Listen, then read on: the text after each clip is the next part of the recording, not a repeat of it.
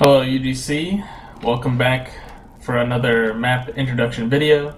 I am your host Firefly, and on the camera is Doppel. And today we are going to be looking at another Koth map. This one is another classic. This is Koth Lakeside.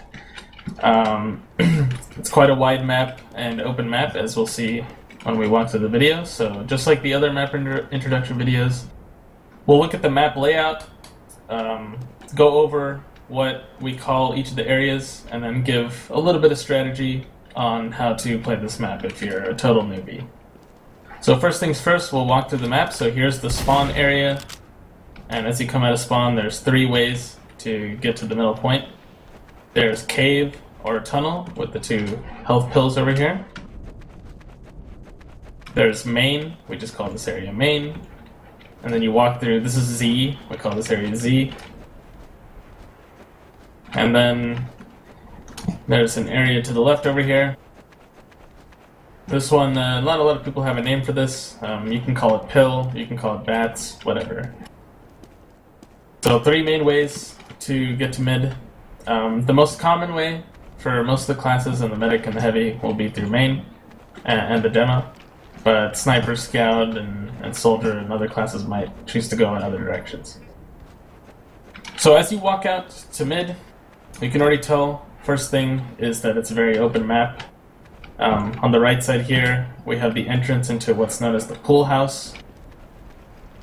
And then the rest of the area, main area, is these two giant stairwells to the middle point, which is where the capture point is.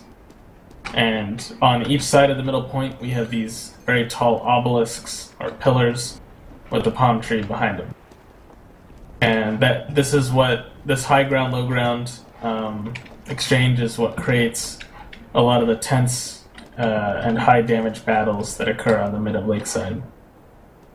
As I said earlier, this area was behind pool house. This is the pool house right here, for obvious reasons, named for the pool in the middle with the health pack right in the middle.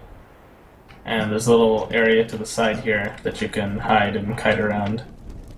And the map will, like most maps, especially Koth, completely symmetrical. So on the other side, you'll get the same cave, main, and bats, as well as this little area back here. So it's a very short map. As you can see, it doesn't take very long to get from spawn, which is over here, to mid. If a sniper spawns, they can have a direct line of sight on the midpoint within about 6 seconds, so very, very easy to get to mid. So I talked about this in the first week when I went over Koth, but the goal of a Koth map is to capture the middle point and hold it for a total time of 3 minutes. And whoever has control of the point has their timer ticking down. So the goal for the other team at that point is to recapture the point and have their timer tick down. And the first team whose timer reaches 0 is the winner.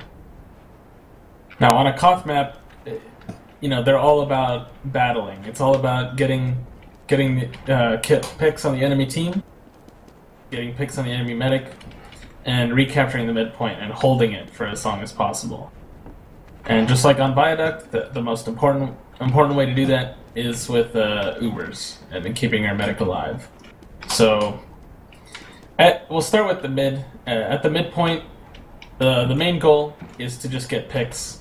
Your demo should be the main focus of healing, and he'll be spamming over the point, usually from about here, so he's safe from snipers and such, but can still put out the damage. Heavy will be hiding a little bit farther back on the left or right, up to him, maybe watching for spies, jumpers, anything. Or if someone's coming up to the point, then he can focus that player. At this point, you're not going to see a lot of kills at the beginning. The kills start to happen when the spy and the sniper go in for picks. So the spy will get behind the enemy team, go for a play, and then the sniper, who is heavily favored on this map, has a huge sight line from everywhere on the battlements on the enemy team. So if any of the enemy team peeks over this top part of the stairwell, on either side, they're going to be vulnerable to the sniper. So the sniper picks, the spy picks, they'll come in, and whichever team's getting more of those early will probably take the midpoint. One key thing to note, if you have your demo and your sniper alive still, and especially if you also have your medic within that alive, you're probably going to do okay for the midpoint. If your demo goes down early, or your sniper goes down early, it's going to be a tough mid to win. So make sure you make the call early if you think it's dangerous to back out and protect your medic. If your medic dies at the midpoint, the goal for everyone on your team should be to go for the enemy medic. Because at that point, you can't play a war of attrition. You can't hope that you'll do more damage over time because it doesn't matter, because they have a medic and you don't. So you just go for the enemy medic, try to make a play there, and then when your medic respawns, he'll have an advantage.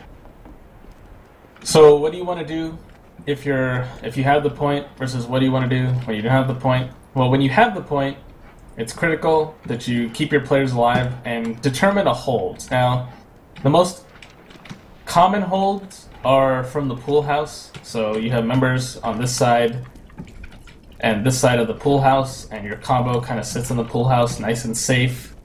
And when they come up to the point, you'll know which direction they're coming from because you'll have the vision. You'll have the vision of this right side over here, you'll have the vision of main, and you'll have the vision of left. So the most important thing, don't die. And then the second most important thing is make sure you know where the enemy team is coming so you can focus your fire in that direction. If you are the one who doesn't have the point and you're trying to attack, so I'm going to go to that perspective back here, this can be very tricky. So the general rule of thumb, and this works for Vidoc too, but it's especially useful on Lakeside, always attack the side that the enemy team is not at. So if the enemy team is over here, and they're holding this side near the pool house, your team needs to go left over here. Your team needs to attack from the left side. The whole point of this is to drag the defense to you. That's what you want to do. You want to drag the defense to you, and it is a wide map, so it will take them some time. The only risk in doing this is the sniper, so your spy should be focusing. If you can get an easy med pick, that would be top priority, but really a sniper pick is crucial here. If you get a sniper pick, you can move up freely on the left side, okay? Now the goal here would be to just pressure the point, drag them out, and start to get some picks. If you're at an uber disadvantage, it's at this point where you need to make sure your medic is far back, so if you're attacking the left, make sure your medic's all the way back here, and not being, attacked. The scary thing for the medic over here is the flank, so always make sure someone's watching the flank as you're pushing up the left side. Okay, if the enemy team is holding behind the point, and you'll see in a lot of games, and very likely in your game, that's where a lot of teams will hold because it's just a natural position of safety for an enemy combo. If that's the case, you need to make sure that your demo is alive the entire time, because your demo can come up and spam over the point very easily. Okay, so first rule of thumb, attack the side that they're not defending. If they're not holding forward and they're holding back, do not be afraid to take free ground. Okay, the whole issue here is that you have a faster respawn time than the enemy team if you don't have the midpoint, right? That's how COP works. If you don't have the midpoint controlled, then your respawn is very, very low. If you're in control of the midpoint, then your respawn timer is high. So your lives don't matter as much as the enemy team's lives. If they're giving you free ground, make sure you take it, as long as you don't risk your medic. Or if you have even Ubers, then, it's okay to put your medic out there. At least he can pop the Uber if he feels in danger.